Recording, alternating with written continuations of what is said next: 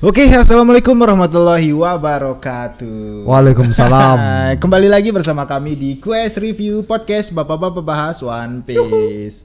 Oke Bang Jer, tak terasa sudah mendekati 50 episode. Yep. Gabut sekali kita ya, 50 episode bahas One The real Piece saja. man of gabut. Iya. Oke Bang Jer, kali ini kita akan bahas mengenai chapter 1124. Wow. Yang berjudul Teman Baik. My bro. Nakama. Brother. Tapi wejangannya mana ini Bang JR? Wejangan kita. Apa? Griffon. Oh iya Griffon. Yoi, Sesuai dengan permintaan Nakama ini. Yoi. Griffon di atas meja. Griffon always di atas meja. Yep. Kalau ndak terkutuk gitu.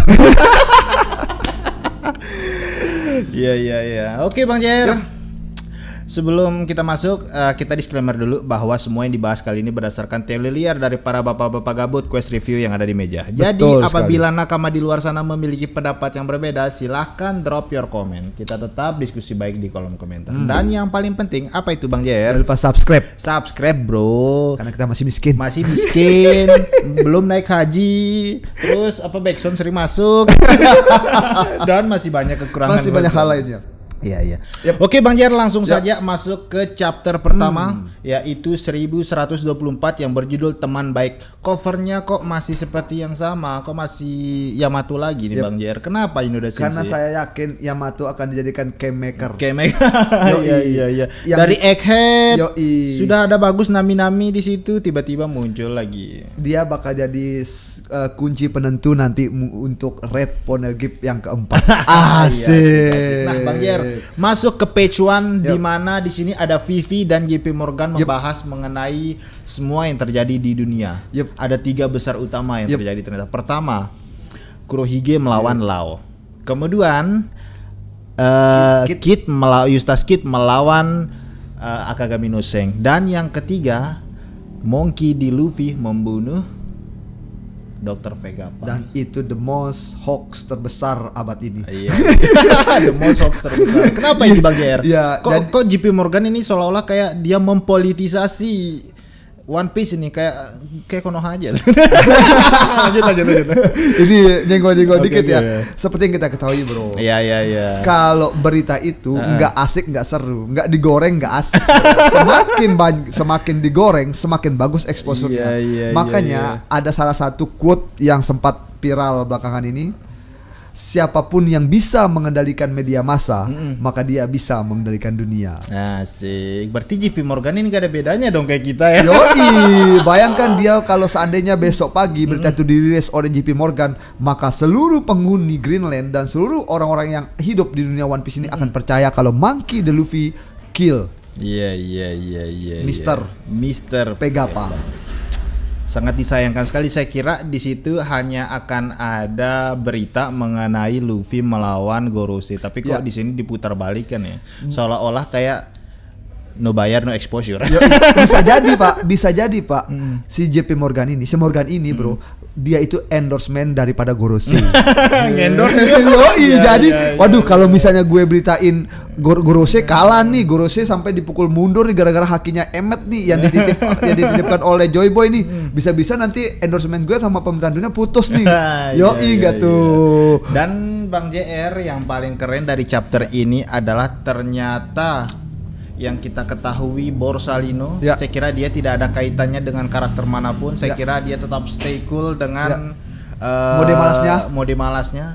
Ternyata dia punya hubungan dengan Dr. Vegapunk. Ini gimana menurut Bang Jeremy? Udah baca belum? Ini cukup menarik sekali ya kalau kita ngomongin soal pertemanan Vegapunk ya. Jauh sebelum Borsalino, jauh sebelum Kuma dan anaknya Bonnie, kita mengenal satu orang yang dekat sama Vegapunk, yaitu Dragon. Setelah Dragon, kita baru diperkenalkan Borsalino, Kuma dan Bonnie, dan satu lagi yang pegang kapak besar. Siapa ya, lupa saya. Pokoknya Mister Kapak ya. Mister Kapak ya.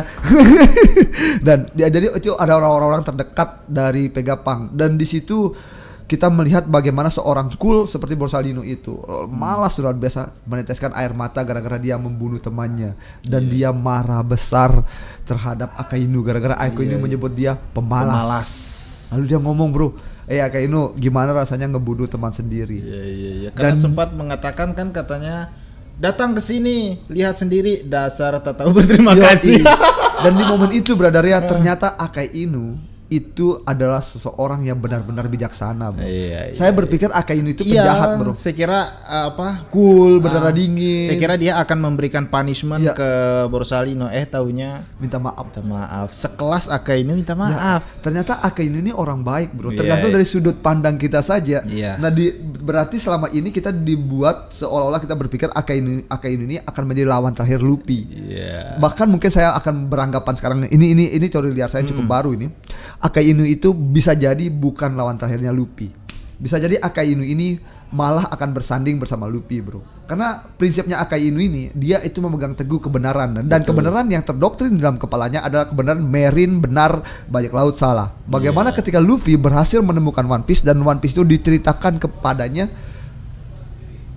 oleh Luffy. Oleh berita besar Luffy menemukan One Piece. Lalu disitulah doktrin-doktrin selama ini terdoktrin di kepala Akai Inu bahwa Marine itu benar, bisa jadi Marine itu akan jadi salah. Betul, bisa jadi Bang JR.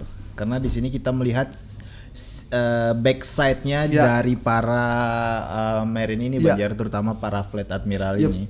Karena yang kita ketahui baik itu di Marineford sendiri, mereka itu kelihatan betul-betul berpegang teguh terhadap prinsip mereka. Tapi kebenaran. Setelah Egghead ini kok mulai ada keraguan ya Bang JR. Borsalino kena, Akai Inu mulai sedikit runtuh. Apalagi bagaimana seorang Pegapang itu berhasil menyebarkan konspirasi ya. Mungkin bisa kita katakan ini konspirasi, bro. Yang tahu kebenaran soal Joy Boy ini kan hanya para pembaca. Sedangkan orang-orang yang ada di dunia One Piece ini tidak tahu kebenaran apakah Joy Boy ini benar-benar ada, istana kuno, senjata kuno. Itu di otak mereka itu hanya sebuah konspirasi, bro. Bayangkan jika konspirasi ini benar gitu kan.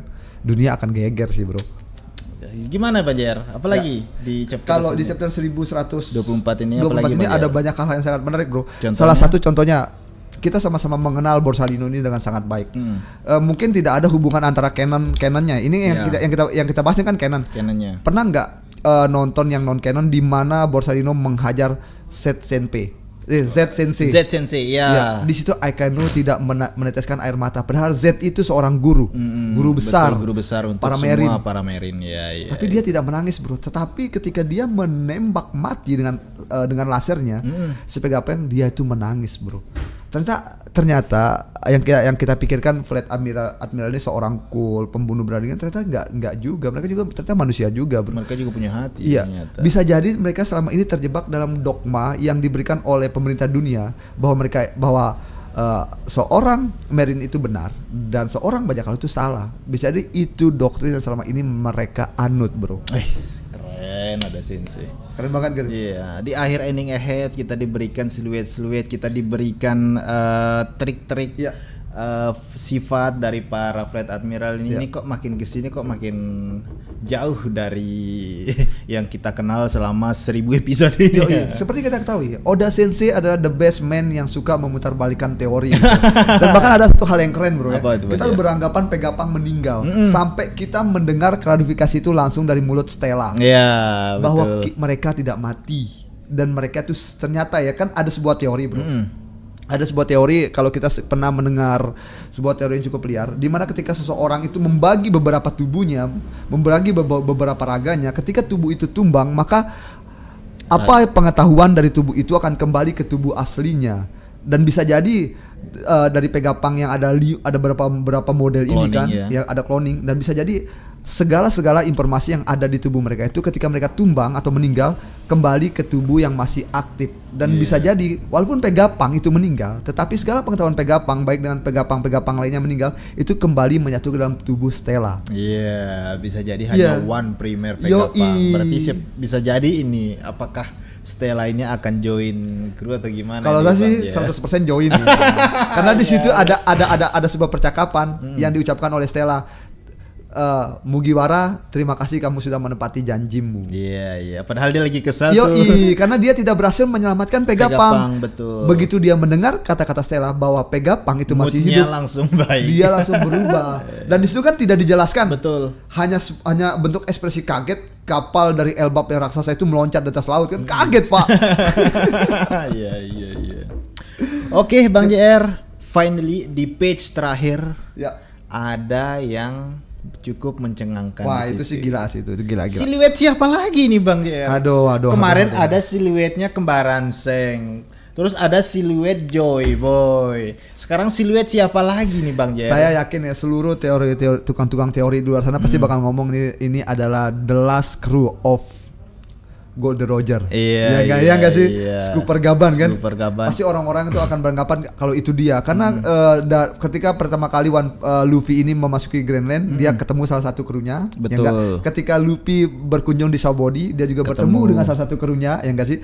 Dan di Elbaf ini kemungkinan besar orang akan dibuat beranggapan kalau itu adalah kru dari Joy Boy, kru dari Goldie Roger. Ya, bisa jadi ini adalah orang terakhir dengan luka bakar itu Bang JR, yang menjadi teori end of road poneglyph itu. Iya, road poneglyph keempat itu kan. Nah, sedangkan seperti yang kita ketahui, Oda Sensei ini suka memutarbalikkan fakta. Gitu. Ketika seluruh dunia itu membuat teori, gue yakin 100% itu Scooper Gaban. Endingnya bangsat. Iya. Tapi kalau justru otak saya itu berpikir cukup liar ya. Mungkin ada salah satu karakter yang tidak pernah dimunculkan oleh Oda Sensei dalam kru Goldie Roger ini. Bisa jadi itu bukan Scooper Gaban, bisa jadi itu orang lain karena dia itu menggunakan semacam kayak topi. Yang gak sih sulit topi sambil meminum sebuah sake. Ya, nah, kan biasanya kan kalau orang-orang identik yang minum bing sake ini kan gaya-gaya Japan. Ya, dan kebetulan Scooper Gaban ini stylenya Japan gitu. Saya yakin 10% itu bukan Scooper Gaban. Oke Bang JR, kesimpulan yang kita dapat dari chapter 1124 ini apa? Oda Sensei sih badass badass banget sih. Gue yakin dia sengaja akan meliburkan chapter ini 2 minggu sambil melihat reaksi seluruh fan One Piece di seluruh dunia untuk beranggapan bahwa itu Scooper Gaban. Gue yakin itu. Sengaja Oda Sensei. Ada politiknya Oda Sensei. Sumpah. Dan bahkan itu saya tuh kaget bro. Di dalam dunia One Piece juga ditunjukkan bagaimana peran media massa itu bisa memutarbalikkan sebuah fakta gitu. Bisa memframing semaunya gitu. Ini seolah-olah seperti Konoha. Udah. Oke, mungkin apabila nakama di luar sana memiliki pendapat yang berbeda, silakan drop your comment. Oke Bang JR, see you next episode. Thank you.